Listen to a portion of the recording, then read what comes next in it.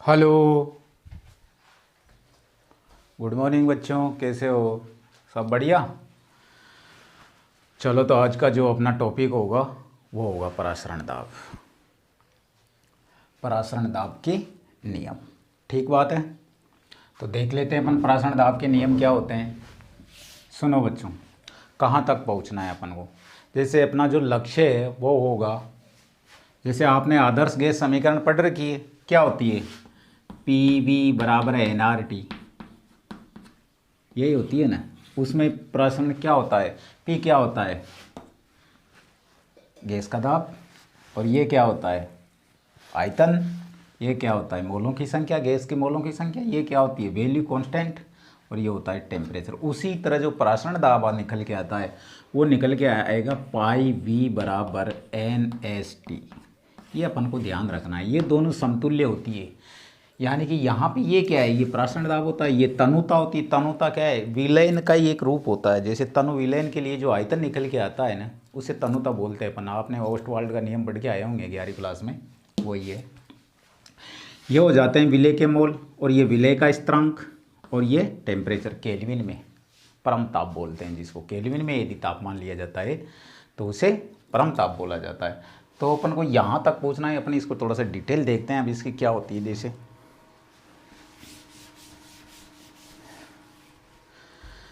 एक बात सुनाओ, जिस तरह कोई भी गैस होती है और उस गैस में गैस के अणु व्यवहार करते हैं गैस के साथ, उसी तरह जो ये तनु विलयन होगा उसमें विलय के जो अणु होंगे उसी तरह व्यवहार करेंगे।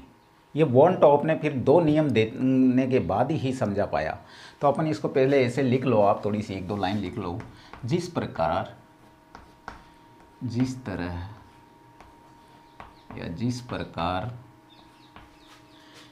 किसी गैस में गैस के अणु का व्यवहार होता है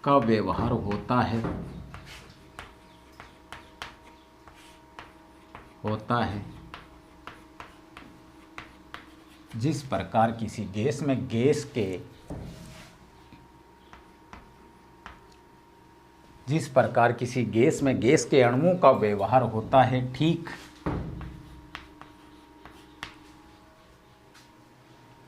उसी प्रकार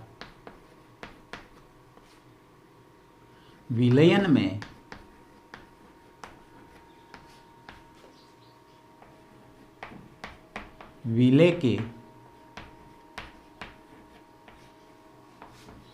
विलय के अणुओं का व्यवहार होता है। अणुओं का व्यवहार होता है। इसे वॉन टॉप ने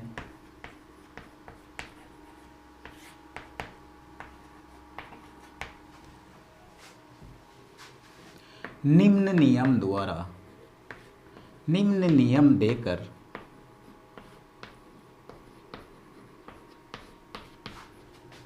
समझाया।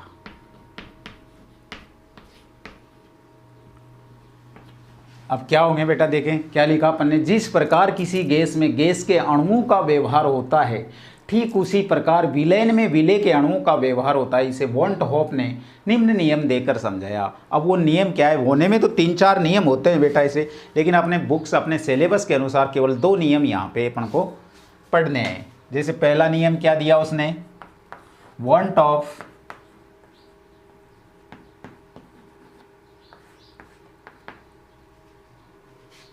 बॉयल नियम।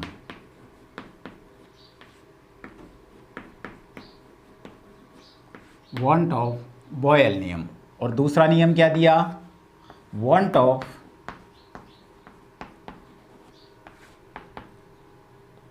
दाब ताप नियम। ठीक बात है। तो हेडिंग डाल लेते हैं अपन। पहला नियम आप हेडिंग डालो, पहला वॉन टॉप बॉयल नियम, इसे पढ़ लेते हैं, फिर सेकंड को पढ़ेंगे। ये नियम क्या कहता है बेटा, सुनो देखो इधर। ये नियम कहता है कि कोई भी निश्चित तापमान या स्थिर तापमान होता है, उसमें जो विलयन का परासरण दाब होता है वो उसकी सांद्रता के समानुपाती होता है। क्या बोल रहा हूँ मैं, 2 बार सुनो। किसी निश्चित तापमान या स्थिर तापमान पर विलयन का परासरण दाब उसकी सांद्रता के समानुपाती होता है। तो लिख लेते हैं एक लाइन,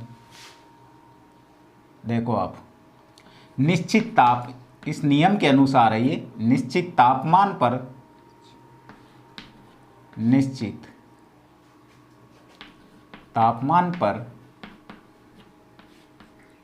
या स्थिर तापमान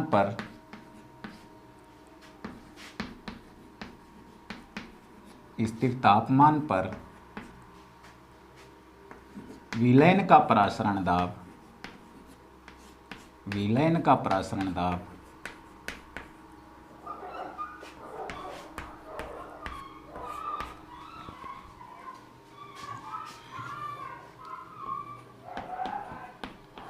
उसकी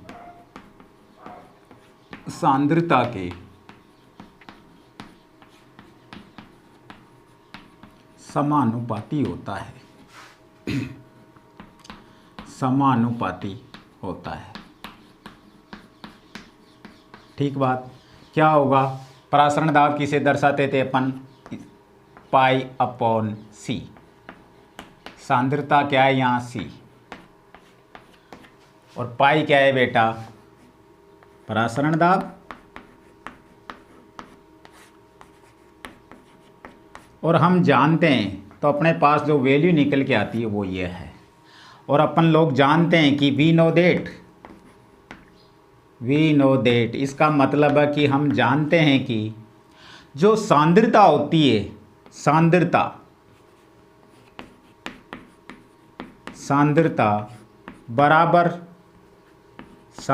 बराबर होता है 1 अपॉन तनुता। अब तनुता क्या है बेटा, वही विलयन है। विलयन क्या, आयतन है बेटा। तनु विलयन की अपन यहाँ स्टडी किसकी कर रहे हैं, तनु विलयन की। और तनु विलयन के लिए जो आयतन होता है उसको तनुता बोला जाता है। या इसको मैं ऐसे भी लिख सकता हूँ, सी समानुपाती 1 अपॉन वी। तो ये रिलेशन निकल के आ गया। इसे समीकरण नंबर 1 दे दो। ये हुआ हमारा फर्स्ट नियम। बात करते हैं अपन सेकंड नियम की। दूसरा नियम क्या था बेटा, वांट ऑफ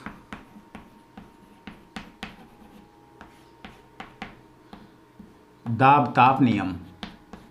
दाब ताप नियम।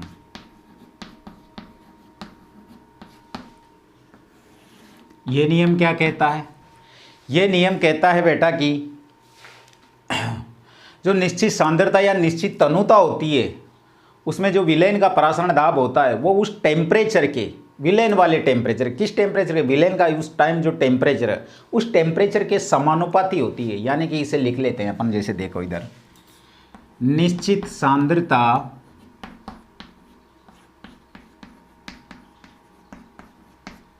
या निश्चित तनुता, निश्चित तनुता पर विलयन का परासरण दाब, विलयन का परासरण दाब, विलयन का परासरण दाब उसके तापमान के, परम तापमान लिखो बेटा, परम तापमान के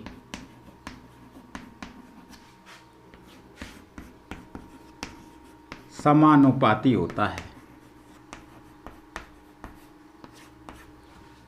परम ताप के समानुपाती होता है। ठीक बात है। तो क्या लिखा अपन ने, एक बार और चेक कर लो।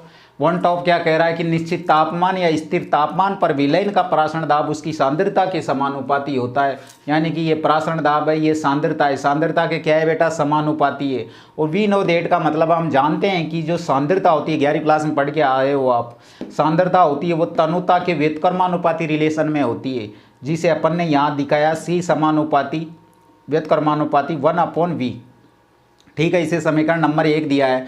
ये बोल रहा है कि निश्चित सांद्रता या निश्चित तनुता पर विलयन का प्रासरण दाब उसके परम तापमान के समानुपाती होता है, यानी कि प्रासरण दाब क्या होगा, वो समानुपाती होता है बेटा T के।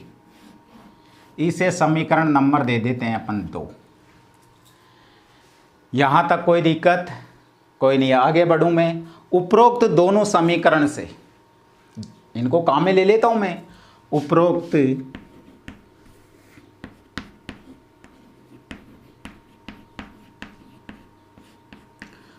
दोनों समीकरण से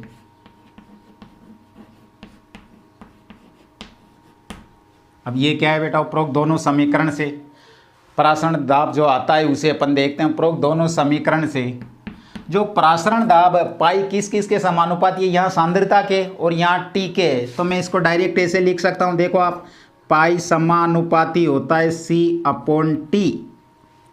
ये बात किस किस के समझ में आई, लिख सकता हूँ ना। और हम जानते हैं कि सांद्रता C बराबर होता है 1/V। होता है कि नहीं होता, होता है। तो यहाँ मैं इसे आगे और बढ़ाकर C की जगह ये लिख सकता हूँ ना, ये 1/V और ये T।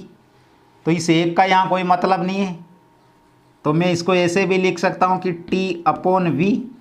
ये बात ठीक है। समानुपाती स्थिरांक हटा दूँ, ये मैंने हटाया समानुपाती, यहाँ मैंने लिख दिया S और ये T और ये V। ये रिलेशन आ गया अब मेरे पास। इसको मैं इधर ले आऊँ तो क्या इक्वेशन बन जाएगी, पाई V बराबर ST। और ये जो मान आता है बेटा, ये आता है विलेय के 1 मोल के लिए प्रासरण दाब है। विलेय का 1 मोल। और यदि मुझे n मोल के लिए लिखना पड़ेगा तो यहाँ 1 लगा सकता हूँ मैं। और इसे यदि मैं ऐसे लिख दूँ, पाई V बराबर NST, ये आपकी स्टैंडर्ड समीकरण आ गई। इसे करो आप MTR। अब ये कैसी आई है, ये जो समीकरण आई है बेटा, ये समीकरण आई है पाई V बराबर NST। ये स्वयं वैसी है जैसे आदर्श गैस समीकरण है होती है। इसको मैं यहाँ जगह नहीं होने की वजह से इधर ले लेता हूँ। चलो,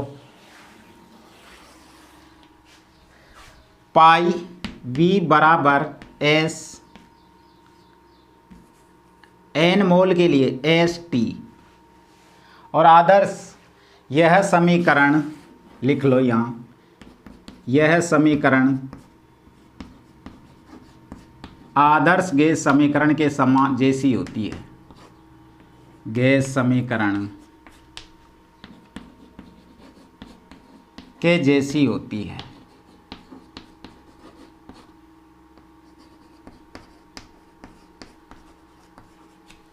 और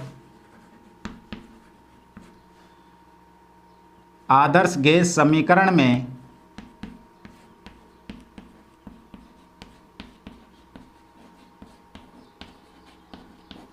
जो मान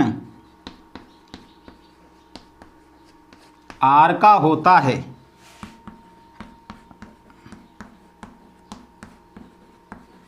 वही मान S का, यहाँ जो ये S है इसका होगा, S का होता है। आदर्श गैस समीकरण क्या होती है बेटा, PV बराबर nRT। देखो समान नहीं है, क्या है, बात की थी मैंने शुरू में। ये गैस का दाब, ये गैस का आयतन, गैस के विलेय के मोल, कांस्टेंट R गैस नियतांक, ये टेम्परेचर, यहाँ पे देखो ये प्रासरण दाब, ये जिसे अपन तनुता बोल रहे थे वही आयतन, ये विलेय के मोल, ये विलयन स्थिरांक और ये टेम्परेचर केल्विन में। तो यही तो लिखा है अपन ने, यह समीकरण आदर्श गैस समीकरण के जैसी होती है। और आदर्श गैस समीकरण में जो मान R का होता है वही मान S का होता है। R का मान क्या होगा, अब R का मान आप जानते हो, वही मान किसका होगा, S का होगा। R का मान मैं फिर भी लिख देता हूँ। चलो, R बराबर होता है 2 कैलोरी, ये भी R का मान है, और बताओ आर का मान एक ये भी होता है 0.0821 ATM litre ATM kelvin inverse mole inverse दिख रहा है ना, litre ATM kelvin inverse mole inverse ये भी होता है। आर का मान एक ये भी होता है 8.314 जूल, जो कहाँ ये इतने सारे लो, जो इच्छा पड़े वो ले लो। एक और होता है आर का मान, लिखो आर बराबर 0.083 बार, ये बार में होता है। ये सारे आर के मान है। अब यही मान किसके हो जाएंगे, एस के हो जाएंगे। यही मान किसके हो जाएंगे बेटा, एस के हो जाएंगे। तो स्क्रीनशॉट ले सकते हो आप। मैं आगे बढ़ता हूँ। अब मुझे देखना है प्रासरण दाब और अणुभार में क्या संबंध होता है। विले का जो अणुभार होता है बेटा उसमें क्या संबंध होता है, इसे अपन देख लेते हैं। ठीक है,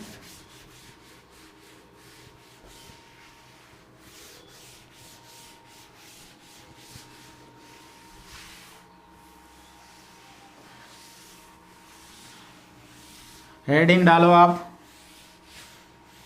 परासरण दाब एवं विले के अणुभार में संबंध। परासरण दाब एवं विले के अणुभार में संबंध। परासरण दाब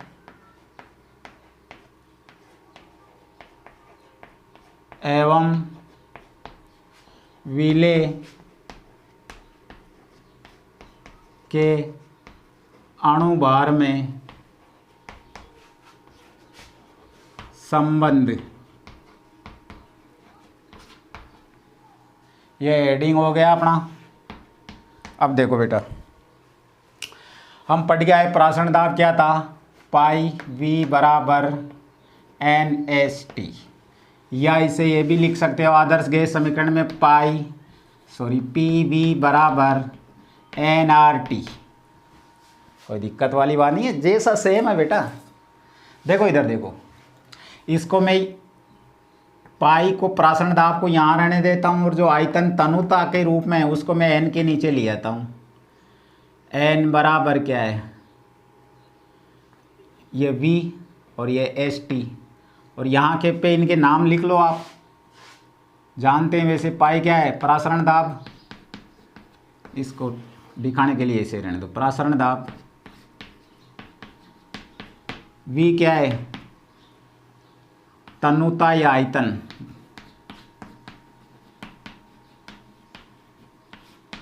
N क्या है, विले के मोल, इसकी बात कर रहा हूं मैं, विले के मोल। और S क्या है, विलेन स्थिरांक। और बेटा T परमताप, किसमें, केल्विन में है बेटा, केल्विन। ठीक है, अब अपन जानते हैं कि जो N होता है या N/V होता है, जैसे सांद्रता होती है 1/V, और ये जो 1/V है इसकी जगह में ये C लिख सकता हूँ ये एक मोल के लिए, N मोल के लिए N बराबर N/V हो जाएगा, यानी C बराबर N/V भी लिख सकता हूँ। तो ये लो मैंने यहाँ लिख दिया, मान लो CST। और ऐसे इधर भी लिख सकता हूँ P बराबर N/V RT, इसको भी लिख सकता हूँ मैं P बराबर CRT।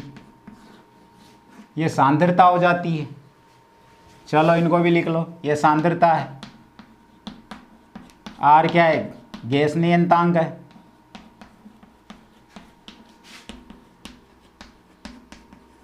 ये क्या है, टेम्परेचर है। ये क्या है बेटा, प्रेशर है, दाब, गैस का दाब।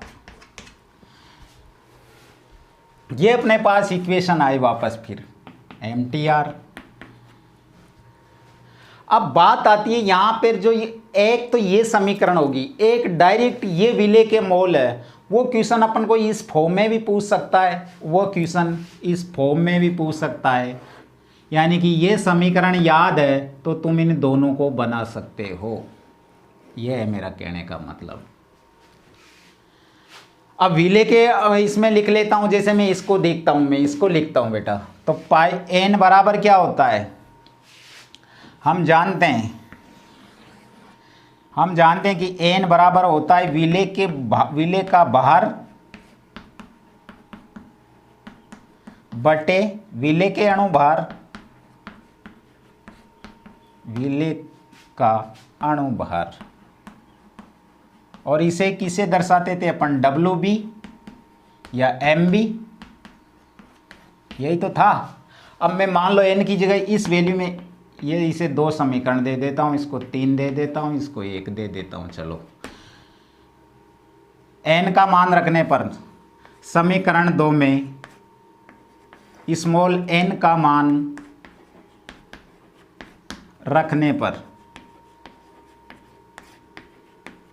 क्या आया बेटा, पाई बराबर WB लिख दो डायरेक्ट, WB MB और ये V साथ में इंटू इधर ST भी लिख सकता हूँ मैं। ये आपका मान निकल के आया बेटा। यदि MB निकालोगे आप, जो आपके एग्जाम्पल दिया गया है, तो ये WB upon pi V into ST निकालो। ये एग्जाम्पल जो दिया है वो इसी का है, वो इससे निकलेगा। सांद्रता दे रखी है बेटा तुम्हारी बुक में, ये भी MTR। तो ये अणुभार वाला और उसका संबंध अपन ने देखा, तो ये होता है। स्क्रीनशॉट लो आप जल्दी, बाद में बात करते हैं अपन, ठीक है। चलो एग्जाम्पल है तुम्हारी बुक का, वो देख लेते हैं।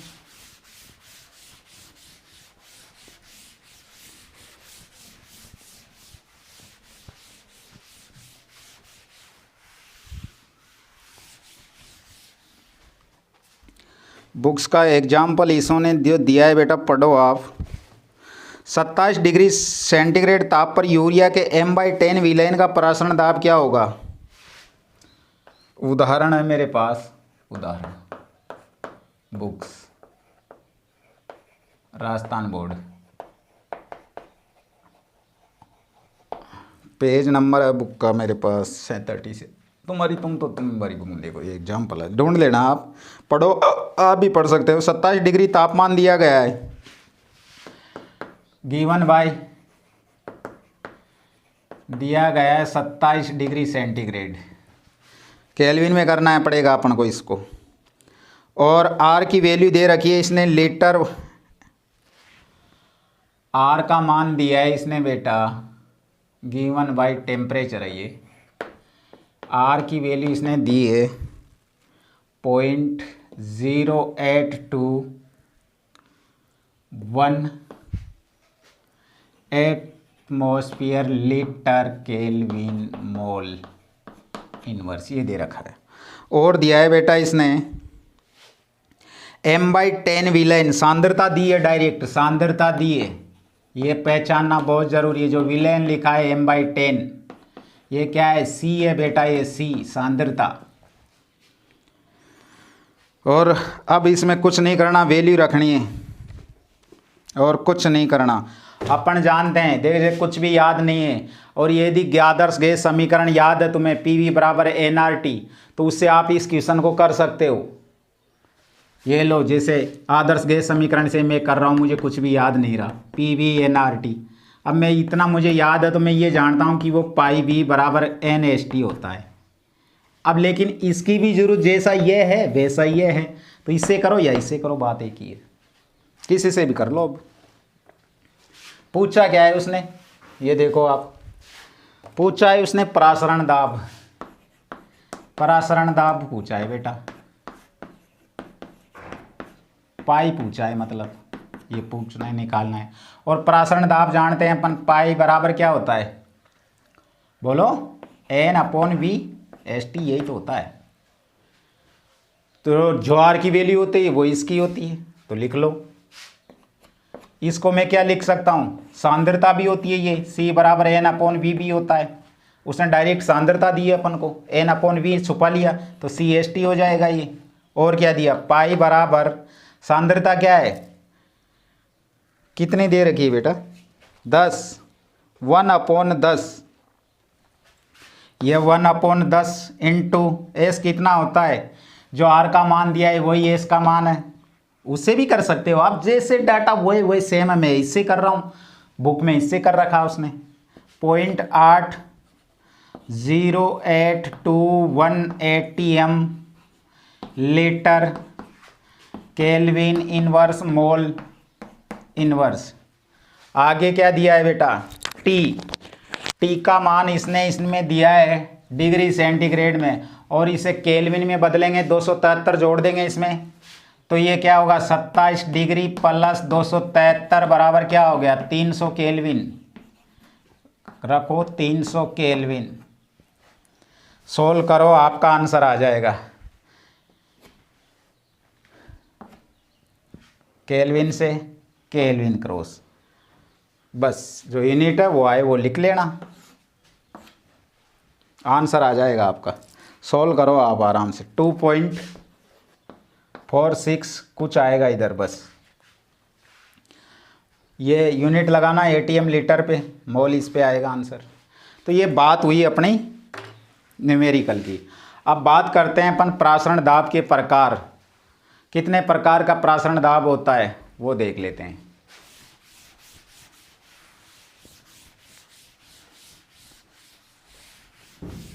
विलयन का प्रकार, प्रासरण दाब के आधार पर विलयन का प्रकार। तो एडिंग डालो, प्रासरण दाब के आधार पर प्रासरण दाब के आधार पर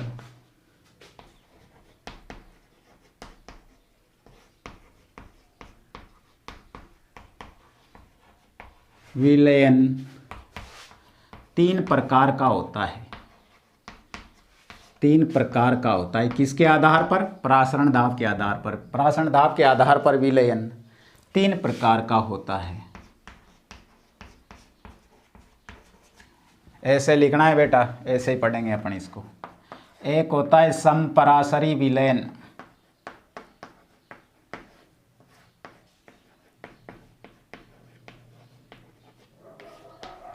एक होता है अल्पपराशरी,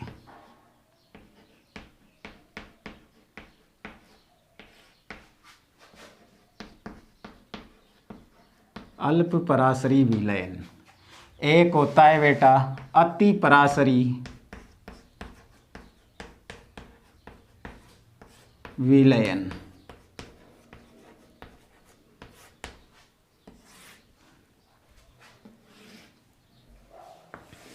आओ इसे अपन समझ लेते हैं। आप देखो तो बच्चों, ये जो विलयन है समपराशरी विलयन, समपराशरी विलयन को आइसोटोनिक भी बोलते हैं,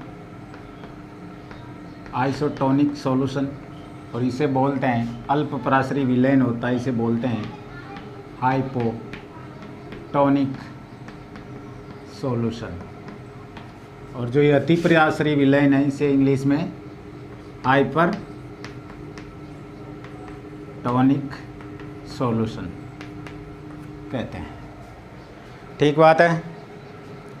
अब बात करते हैं अपन यदि, तो जो समपराशरी विलयन है वो क्या होगा, जैसे सुनो देखो, वे 2 विलयन, कोई भी 2 विलयन होंगे और वो अर्धपारगम्य झिल्ली यानी SPM से अलग रहेंगे।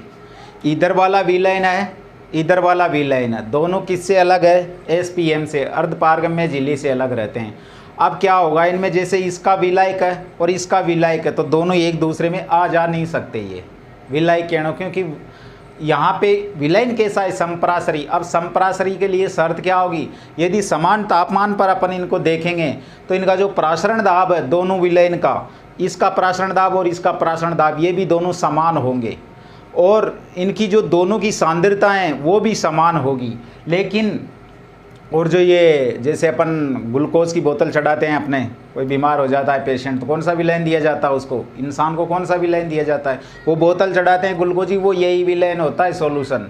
9% के समथिंग इसका वो परसेंटेज रहता है इस विलेन का, जो बॉडी में चढ़ाया जा सकता है। इसका परसेंटेज लगभग 5% के समथिंग होता है, इसका 2% के समथिंग होता है अति परासरी विलेन का। बात करते हैं अल्प परासरी विलेन के। तो अल्प परासरी विलेन में क्या होगा, वही दोनों अर्धपारगम्य में झिल्ली से डिवाइड रहते हैं, लेकिन जो एक विलेन है उसका परासरण दाब और सांद्रता दोनों ही उच्च होते हैं दूसरे की अपेक्षा, इसलिए उसे अल्प परासरी बोलते हैं। यानी कि दूसरा जो अधिक है उसकी सापेक्षा जो कम होगा उसे अल्प परासरी बोलेंगे, और जो अधिक होगा उसे अति परासरी विलेन या हाइपरटोनिक सॉल्यूशन बोलते हैं। तो इसे अपन देखो पढ़ लेते हैं। वे दो विलेन जो अर्धपारगम्य झिल्ली एसपीएम से अलग रहते हैं और विलायक का बहाव नहीं होने देते हैं, अर्थात जो समान तापमान पर परासरण दाब, जैसे ये पहले का परासरण दाब है, ये दूसरे का परासरण दाब है, तो ये समान होता है, एवं सांद्रता भी क्या होगी इनकी, समान होती है। ऐसा विलयन क्या कहलाता है, ऐसा विलयन, ऐसे विलयन समपरासरी विलयन कहलाता है। समपरासरी विलयन कहलाता है। ठीक बात। देखते हैं बेटा इसको अपन। वे दो विलयन जो एसपीएम से अलग रहते हैं और समान तापमान पर पाई 1 परासरण दाब जो होगा, इसमें विलायक के अणु आ जा सकते हैं, वो अधिक है मान लो इससे पाई 2 से, और इस एवं जो इसकी सांद्रता है वो भी अधिक है, C1 अधिक है C2 से, या ऐसे करो इसको, कम है, पाई 1 कम है पाई 2 से। तो दो विलयन जो एसपीएम से अलग रहते हैं और जिनका समान ताप पर पहले का परासरण दाब कम होता है दूसरे विलयन की अपेक्षा, और उसकी पहले विलयन की सांद्रता भी कम होती है दूसरे विलयन की सांद्रता की अपेक्षा, तो ऐसा विलयन क्या कहलाता है, अल्प परासरी विलयन कहलाता है। तो ऐसे विलयन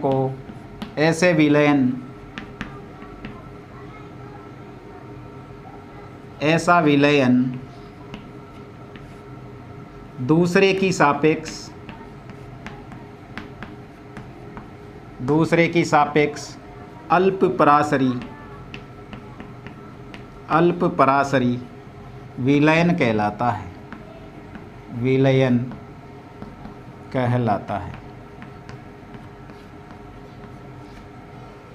ठीक है, बात करते हैं इसकी। वे दो विलयन जो एसपीएम से अलग रहेंगे, विलायक का बहाव होगा लेकिन समान तापमान पर क्या होंगे, ये पाई 1 होगा जो ज़्यादा होगा, परासरण दाब पहले विलयन का ज़्यादा होता है दूसरे विलयन की अपेक्षा, एवं जो इसकी सांद्रता है पहले विलयन की वो भी ज़्यादा होती है दूसरी विलयन की सांद्रता की अपेक्षा। तो ऐसे विलयन को क्या कहते हैं, ऐसे विलयन को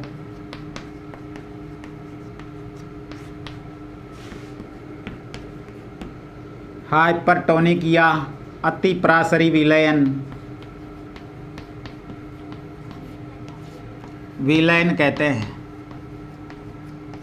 तो ये बात हुई हमारी इसके प्रकार की, परासरण दाब के अनुसार जो विलयन है वो कितने प्रकार के होते हैं, ये अपन इसकी बात करते हैं।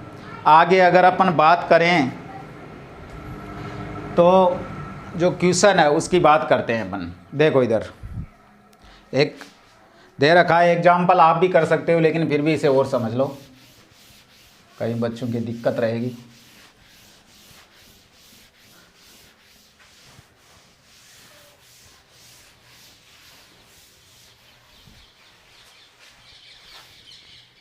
बुक्स का एग्जाम्पल है बेटा, एग्जाम्पल है, उदाहरण नंबर आप ढूंढो।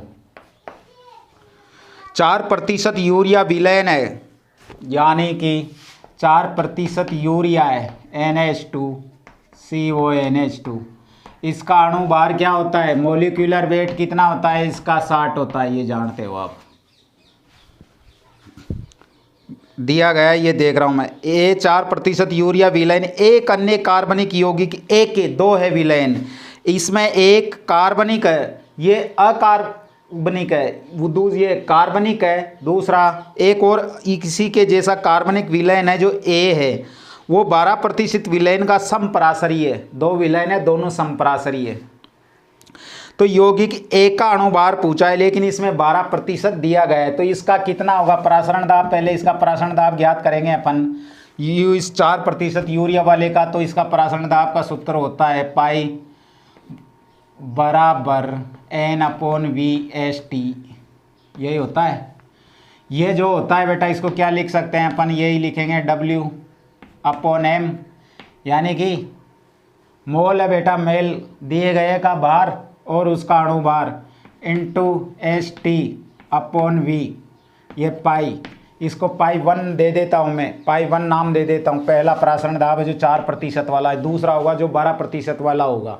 इसको आगे और सोल्व करते हैं, यह आ जाएगा, इसका दिया गया है 4%, M होता है 60, ये परसेंट में नीचे 100 कर दो, इंटू S कितना है दिया गया नहीं है, ऐसे कैसे रहने दो, इंटू ग्राम में चलेगा तो ये 1000, ये पाई 1 आ गया अपने पास। इसी का जो 12% विलयन है, 12% विलयन के लिए वाले के लिए प्रासरण दाब अगर अपन निकालेंगे तो वो आएगा, वो यूरिया दिया गया है दोनों में ही। पाई 2 बराबर 12/60 इंटू ST/100, प्रतिशत हटा दिया मैंने, 100 लिखते, ये 1000। क्या करेंगे? सोल्व करेंगे इनको, दोनों को ले लो इधर एक साइड में, इसको भी ले लो। विलयन कैसा है? समपराशरी, तो दोनों को बराबर करो इनको। पाई 1 बराबर पाई 2, क्या होगा? पाई 1 क्या है? 4/60 इंटू ST/100 इंटू 1000 बराबर पाई 2 कितना दिया गया है बेटा? पाई 2 दिया गया है 12/60 इंटू ST/100 इंटू 1000। करो सोल्व, S से S, T से T, 1000 से 1000, 100 से 100, क्या बचा? 4/60 बराबर 12/60।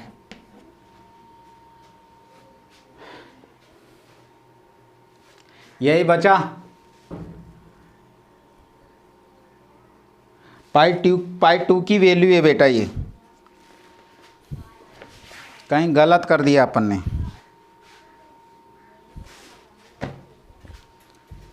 दो बार देखते हैं।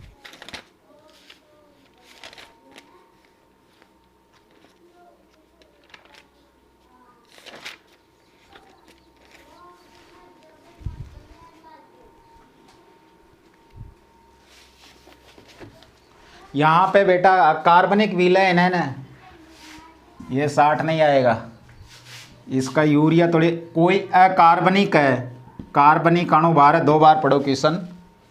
बुक कहाँ गई बेटा? कार्बनिक है, 2 कार्बनिक विलयन है, इसमें दिया गया है कार्बनिक यौगिक ए का, कोई कार्बनिक यौगिक है तो उसका अणुभार ये रहेगा, ये ध्यान रखना अपन को। तो कार्बनिक अणु का क्या रह जाएगा यहाँ पे? ये M है, काटेंगे अपन इनको तो ये 100 रहेंगे यहाँ के यहीं, ये 100, और इधर का, चलो बेटा इसे 2 बार देखते हैं वापस। जैसे ये M/12 इसको बराबर करते हैं, दोनों को पाई 1 बराबर पाई 2, पाई 1 इसने दिया है 4/60 बराबर इंटू ST/100 इंटू 1000। अगला जो दिया है उसका अणुभार पूछा है इसने, जो कार्बनिक विलयन मिलाया गया है उसको, अपन को पढ़ने में गलती कर ली अपन ने, 12 उसका पूछा है ना, पूछा है अणुभार पूछा है, इंटू ST, आगे 100, 12% था उसका, 100 आ गया, ये 1000। अब सोल्व करो, आंसर आ जाएगा। ये इससे ये 1000 से 1000, S से S, T से T, क्या बचेगा? 4/60 बराबर 12/m निकाल लेना, अब आ जाएगा। जो भी आंसर आएगा वो अणुभार आ जाएगा। तो अपनी आज की क्लास अपन यहीं ख़त्म करते हैं, आगे की क्लास फिर देखते हैं। ठीक है, all the best, thank you बच्चों, मस्त रहो।